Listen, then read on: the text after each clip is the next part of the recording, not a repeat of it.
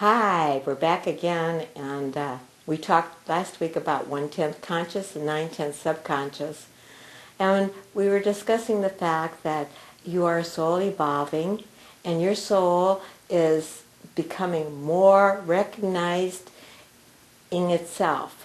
You've had some homework that I gave you last week, which was to kind of spend some time looking at your life and seeing yourself as a soul and not a personality, and recognizing that you are in the process of moving into higher consciousness by doing your meditations, being the observer of yourself, and becoming more conscious of the soul rather than the personality. So 1/10 of you is conscious, 9/10 is subconscious.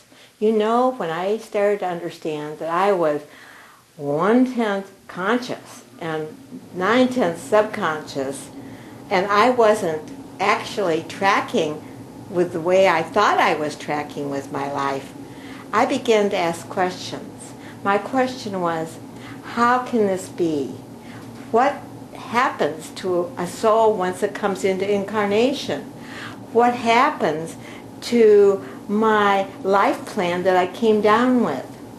I have an idea that each and every one of you, as you were coming into incarnation with your life plan, and when you were very little, you started to ask questions about what is your plan. I know I did. I wanted to find out what I was here for. It didn't make sense exactly that here I landed on planet Earth, and there was something within my soul that knew that I had a plan, and yet I didn't know what it was. And I began asking at a very young age, what is my plan for my life? Not understanding that my soul came in with this very big plan to evolve to another level of consciousness. I have an idea that each one of you that's listening to this YouTube is a soul with a plan to evolve into higher consciousness. So there is this veil between your conscious and your subconscious. Your life plan is in your subconscious. Your conscious mind taps into the subconscious and brings up ideas about how you want to develop yourself through this lifetime. Also, in your subconscious is all the lifetimes that you've ever lived. All of them. And I look at this little ball as being what I call a ball of karma.